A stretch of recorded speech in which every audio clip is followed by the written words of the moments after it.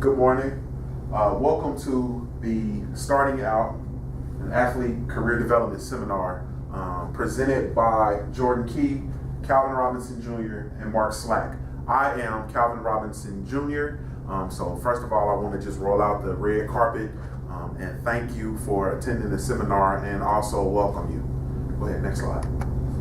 First of all, let's start off with introductions. I'll start off with who am I? I am Calvin Robinson Jr., former student athlete, now practitioner in higher education. I have quite a bit of experience in dealing with student athletes. I was also a former student athlete at a Division I FBS institution, and I have a lot of experience that I'd like to share over the course of this seminar.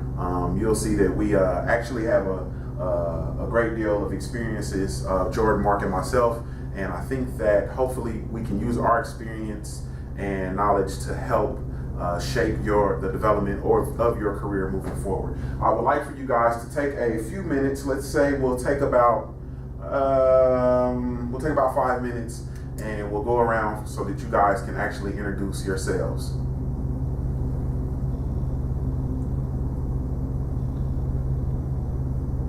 Okay, now that we got that done, next slide. I want to just take a few minutes to talk to you about why we are here, the purpose of this seminar, actually, why we're here. As you guys know, we are focusing on junior classmen. You guys are in your junior years.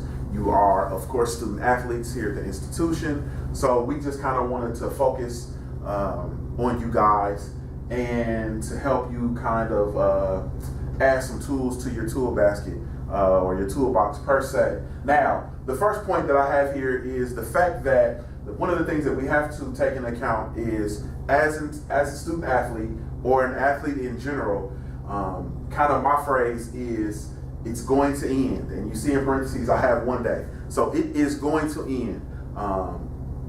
The actual next line you'll see, it says retiring from athletics. Hopefully you guys can see that, but it says retiring from athletics. So basically for me, what that means is ultimately no matter what sport you play, no matter how far you go in your sport, whether you're able to, it's kind of cliche for you guys to hear, oh, everybody doesn't go pro. You're a student athlete, but everybody, only a certain percentage get to go on and be professional athletes. You've heard it your whole life, from the time that you've played Wii Sports as a child. Only so many play in high school. Then when you go into high school, only so many get to go to college and play in college. And now that you're in college, you'll hear that only so many of you guys can go and play professional. I understand that, but that's not really my focus point. I have played football, and I've played football on various levels. I've heard that. I've played on the highest level as well as, Pee Wee football. So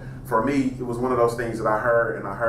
But one thing that I didn't hear was that it's going to end one day. One day it's going to end. So no matter what, so whether you stop playing in Pee Wee, or if you stop playing as in the third or fourth grade, whatever your sport is, you stop playing in the third or fourth grade, or if you actually are a Hall of Fame professional athlete with a tremendous career and you've made an unsurmountable amount of money, whatever you want to call it, at the end of the day, it's going to end one day. So how do we prepare ourselves for how it's going to end? Which brings us to the next point, which is making the transition into what's next. What's next is another term that I kind of float around where it's self-explanatory. What's next? So we go back to the fact that it's going to end one day. Your athletic career is going to end one day. We got that. Whether it's today, tomorrow, next week, or at the end of your long-standing, wonderful professional career, it's going to end. So then we come into what's next. How do we transition into what's next? Now, this is a portion that's really hard. A lot of people, especially student athletes, professional athletes, whatever you want to call it, student athletes and professional athletes, that's kind of a real hard pill to swallow, or it's kind of a real rough spot for us to transition into what's next after athletics. The goal of this seminar is for us to start to think about how to develop ourselves professionally and put ourselves in a position where we can transition into what's next in a profession, in a very effective and successful manner. As a part of this seminar, we're going to go into a career/skills assessment. Within your career skills assessment, hopefully you can start to kind of get led towards various careers that will match your individual skill sets. As an individual, you have a certain set of skills, things that you're good at. Some of you guys might be good with technology. Some of you guys might be good with English. Some of you guys might be good with speaking, public speaking. So we start to kind of assess those skills, assess what you like, things that you do, hobbies, I don't know, different experiences, and try to figure out basically different careers that you might be interested in pursuing. Also, job search.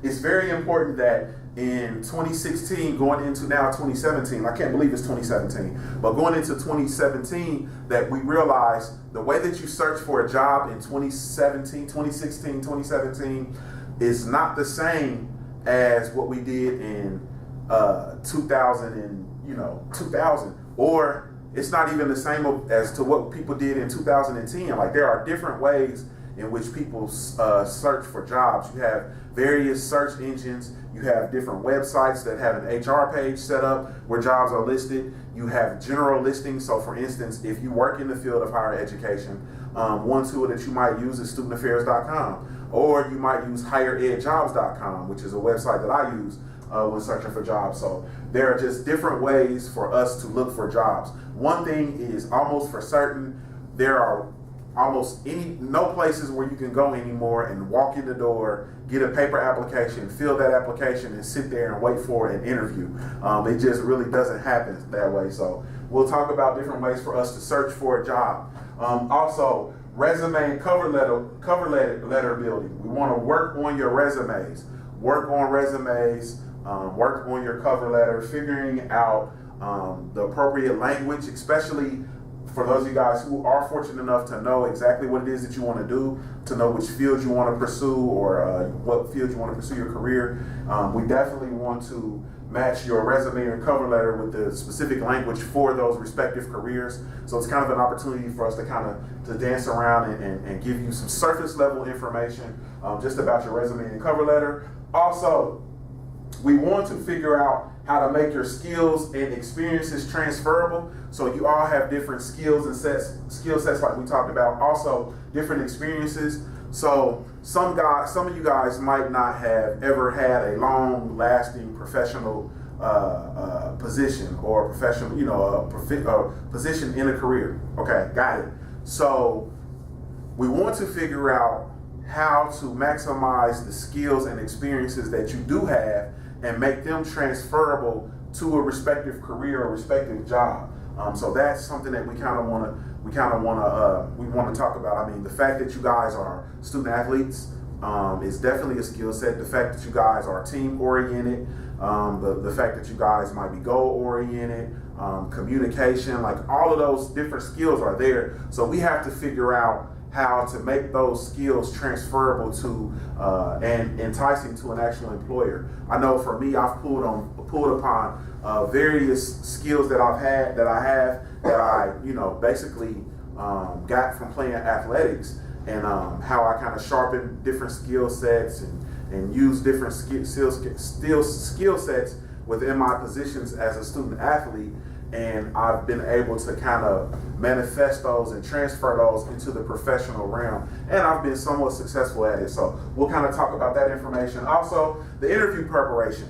It's game time. Interview preparation. That is a situation in and of itself. And so we kind of want to dive into just the interview preparation. What are some of the things that you need to do to be prepared for an interview? How should you look? What should you wear? How should you dress? So on and so forth. How do you conduct yourself in an interview? How do you answer questions? Do you write? Do you take notes? What kind of questions do you ask? Just actually preparing you for a professional interview within your chosen career field. So that's pretty much kind of an overcast of what it is that we're going to do within this seminar. So at this point, I'm going to open up the floor. Do you guys have any questions, cares, or concerns? I see you guys. Some of you guys look a little intrigued, so you may actually have questions for me. So at this time, we'll take those questions. Greetings. My name is Jordan Key, and for my segment, I will be delving more into the specific aspects of career development for junior student athletes that we will be covering for this presentation. There will be 4 facets that we will be covering today, the first of which is resume prep work. These will be the essential elements that we will need to go into in order to help these junior student athletes create their initial resume templates. And this will include various aspects that we will cover further. The second facet will be the application process. It'll be necessary for us to aid student athletes in narrowing their choices and finding various avenues and ways for us to help them find the jobs that they are looking for after their collegiate careers. The third facet will be the interview itself. This is essentially the career tryout for the student athletes, and we're trying to basically give them the basic knowledge and skills to be able to succeed when they meet with potential employers to interview for a position. And the fourth facet that I will cover is professional attire. This is essentially the career uniform for these student athletes, and it will be basic information such as business casual versus business professional. So with that, we will head into the first of these topics, the resume prep work. For resume prep work, this will consist of various areas, the first of which will be the premise of a resume. The premise of a resume will essentially be that this is a marketing tool for the student athlete, and that is how we will convey this to them. This is basically them talking about themselves. For some student athletes, it might be unclear as to how to quantify their careers as student athletes on a piece of paper. Fortunately, that's what the purpose of this area is for. It's to enable us to aid the student athlete in basically putting their experiences on paper and how to quantify various awards, achievements, and other areas in their athletic career. The second feature of the resume that we will cover during this area is the structuring of the resume. This will include various features such as fonts and placement of various experiences and timed experiences for the student athletes.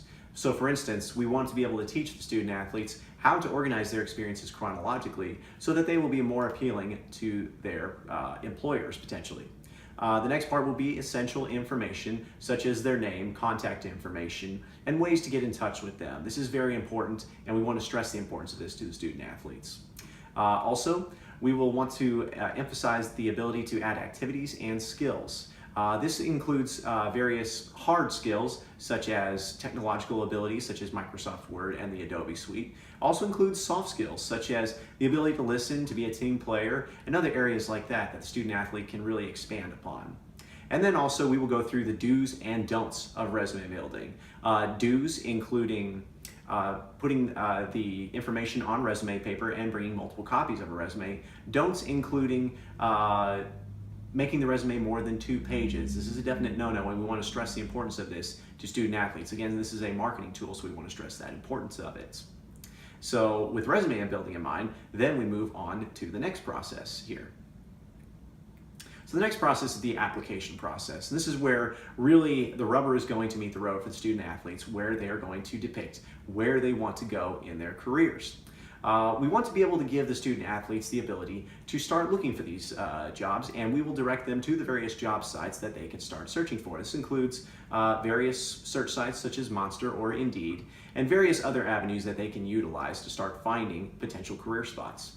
Next, we also want to help them to begin a dialogue with past employers or past relationships they've had with people in other businesses. This is potentially a huge builder that we will go over later on in the presentation when it comes to networking. And finally, we want them to be vigilant but also realistic. We don't want to give student athletes the wrong idea that they might be able to apply for anything and everything. We want them to be able to narrow their search to the specific areas that they know that they can succeed in.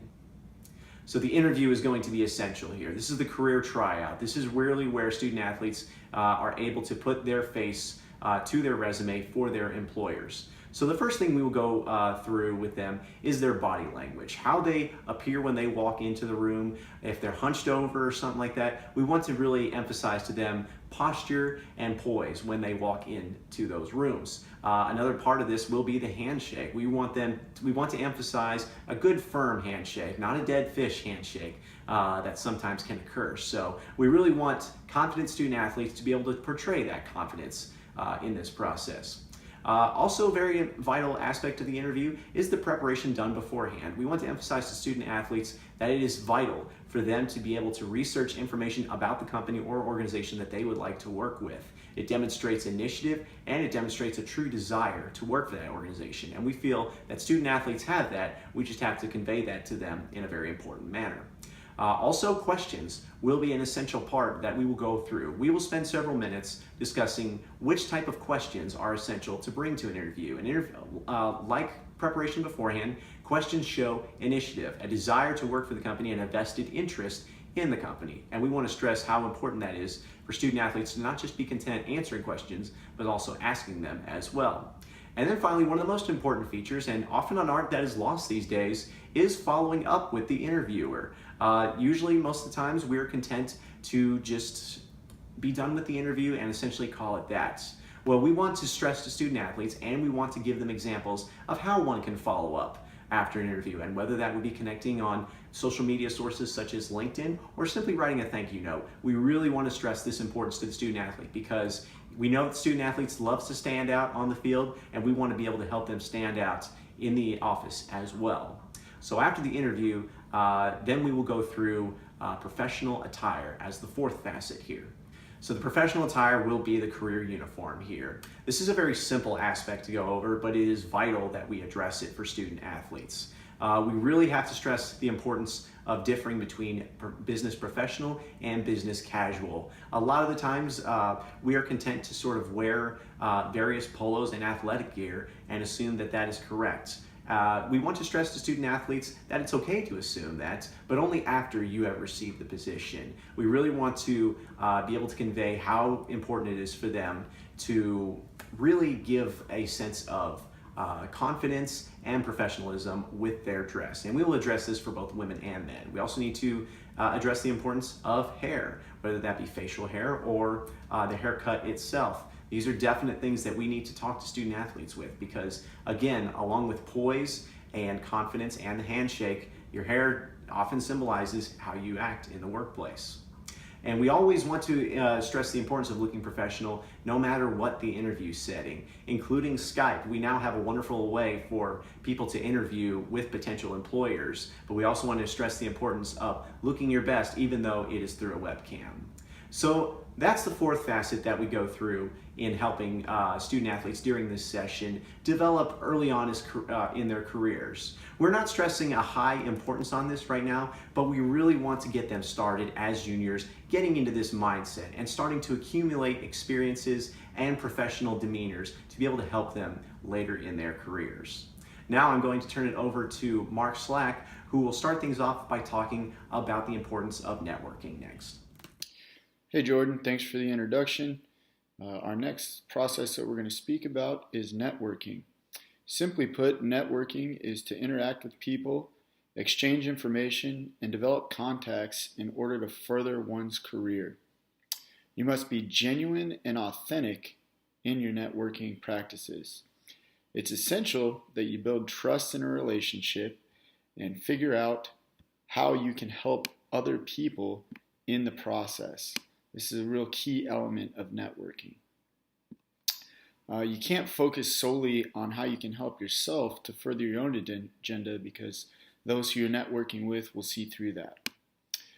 First, networking is an ongoing and ever-changing process. Again, we must network at all times, not just when we need something or are looking to make a career move.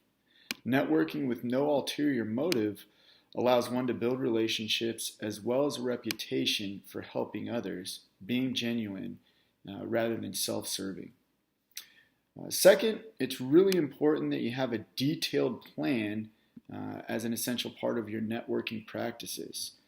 Before attending networking events or luncheons, make sure you have a clear view of your talents, your strengths, and skill sets as far as your connections and what you can bring to the table. Have a distinct roadmap as far as what you'd like to talk about, who you'd like to speak with, and who you want to meet at each one of those occasions. It's really important to know, again, how you can help the people that you're connecting with, either now, immediately, or in the future, as this is an essential foundation and part of the networking process. Next, we can use social media as something that all college student athletes are really adept at as far as helping us in our networking career and practices. Some of the most essential tools as far as social medias include LinkedIn, Facebook, and Twitter. Now, it's really important that as we transition from the college and student athlete portion of our lives to the career and development portion of our lives, that we clean up anything and everything on our social media that wouldn't represent us well as a professional. So that includes any kind of pictures, any kind of statements that we've made. It's really a chance to move forward and better ourselves as individuals, and this will only help us as we enter the professional field as young adults. So next, we'd like to transition into what does networking look like for you, the student athlete.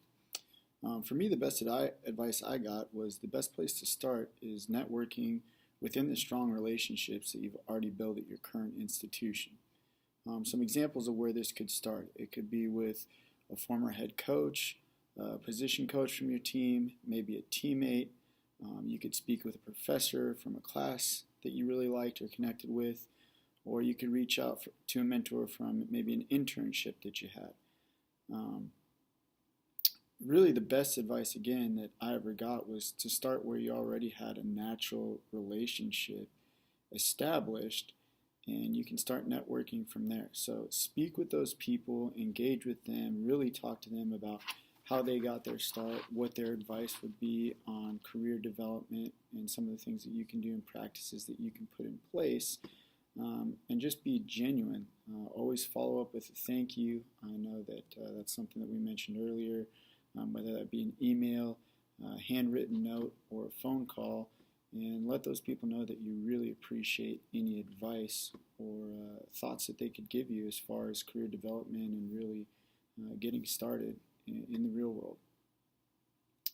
Also, many universities have workshops set up for student athletes where former coaches or former student athletes come in and talk about how they start their careers and deliver advice. So that's something that you can look into on your local campuses, whether it be with the Career Development Center. Maybe that's something that your academic advising center as a student athlete sets up for you. I know, for instance, at Northwestern University, they do a great job of setting incoming freshmen up with former graduates who are immersed in whatever field of study that they're looking to get into at the next level, whether that be business or investing or marketing. They set you up from freshman year. So look into really the university resources that may be available there for you, and that's another great place to start as far as building your network and figuring out where to go and what to do once you are on the exciting career path that you're on. Also, it's really important as a student athlete to identify what you're looking to get into and then immerse yourself in that culture and learn from those people who are in that field. So for me, that's coaching.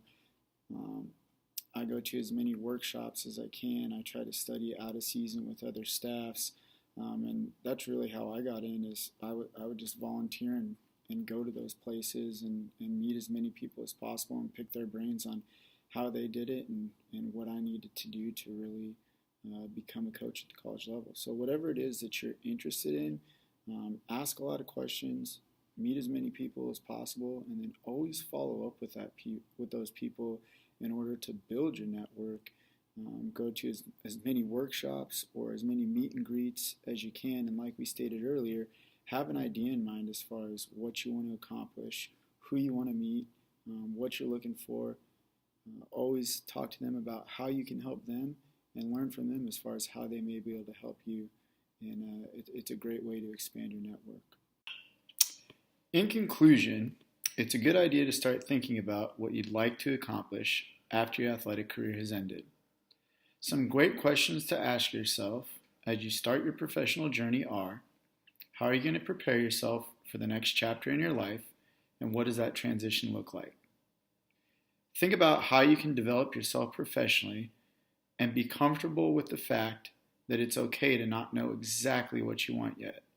However, it's important to explore options to see what your professional likes and dislikes are.